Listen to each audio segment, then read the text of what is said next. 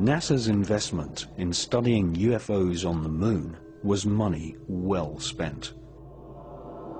Two ex-NASA mission specialists exposed in the 1970s that NASA astronauts had informed mission control that they had seen alien spaceships on the lunar surface. In 1976, an ex-NASA employee, Otto Binder, accused NASA of censoring transmissions from the Apollo astronauts by switching to secret radio frequencies and using code names for UFOs. Otto Binder claimed that he had heard an Apollo astronaut tell Mission Control that there were huge alien spaceships parked on the lunar surface, right in the middle of the Sea of Tranquility, which had been chosen as the landing site for Apollo 11.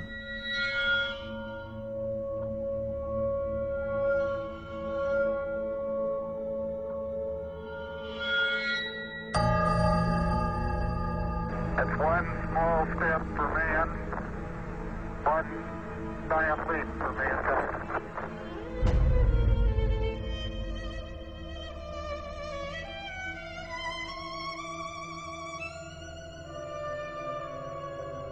Few people took Otto Binder's account seriously, until another ex-NASA employee, a Moroccan named Maurice Chatelain, published a book in 1978 in which he claimed that two UFOs hovered above the Sea of Tranquility just before the historic moonwalk of Neil Armstrong. Maurice Chatelain was a NASA insider. He invented many of the radio and radar communication systems for the Apollo missions. He had 11 patents awarded for his inventions and had a high-level NASA security clearance, able to talk freely with senior NASA officials. In his book, he quoted radio transmissions between Apollo astronauts and Mission Control. According to Maurice Chatelain, the astronauts informed NASA that there were alien spacecraft lined up on the far side of a nearby crater, observing the historic moonwalk of Neil Armstrong. During his time working on the Apollo space program, Chatelain learnt that aliens not only exist, but that they have had a major role in shaping, and in some cases destroying, civilization. The title of Maurice Chatelain's book proves he was in no doubt that aliens had invaded planet Earth in the past.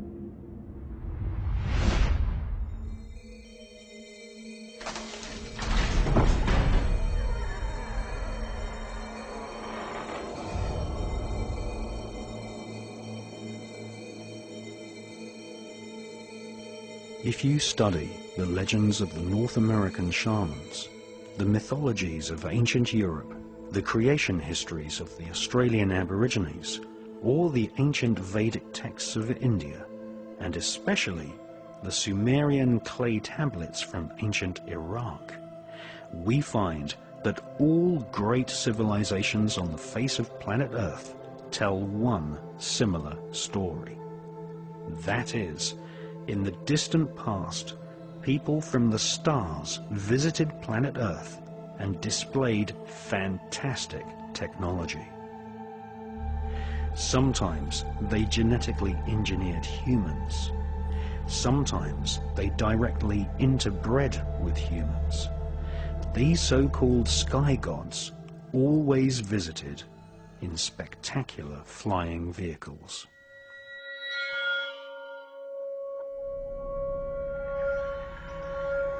And the watchers from the sky saw the daughter of man were beautiful.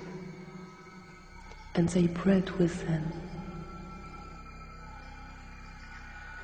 And the children were giants, who become rulers, not of human flesh.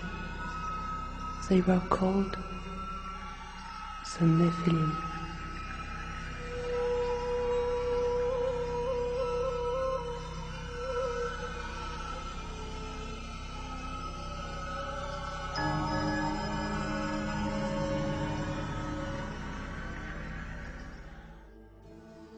The most ancient written texts on planet Earth date from the Indus Valley and make up a corpus of works called the Vedas.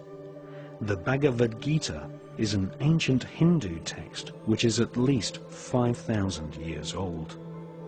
This epic mythology inspired the character known as Darth Vader in the Star Wars movies. The Bhagavad Gita described many gods of the stars flying down to planet Earth in alien spacecraft called Vimanas.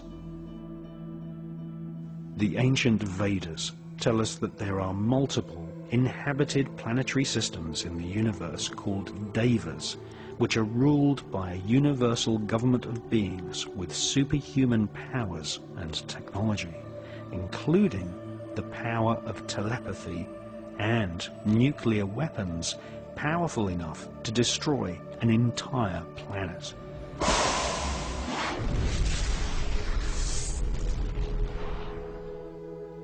The Hindu legends tell us that the Vimanas were like flying saucers, which had stealth technology, able to make themselves invisible, and were able to detect enemy craft at great distances using a form of psychometric radar.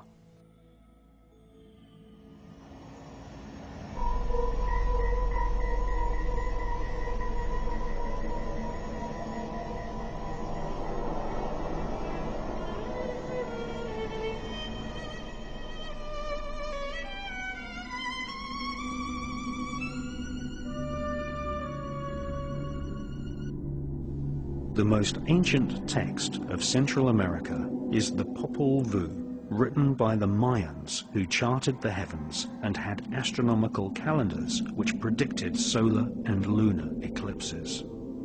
The Popol Vuh describes the ancestors of the Mayans as great explorers who knew centuries before European scientists that the Earth was not flat, but in actual fact a sphere. The Popol Vuh mentions a great god-king called Quetzalcoatl, who is depicted as a flying serpent.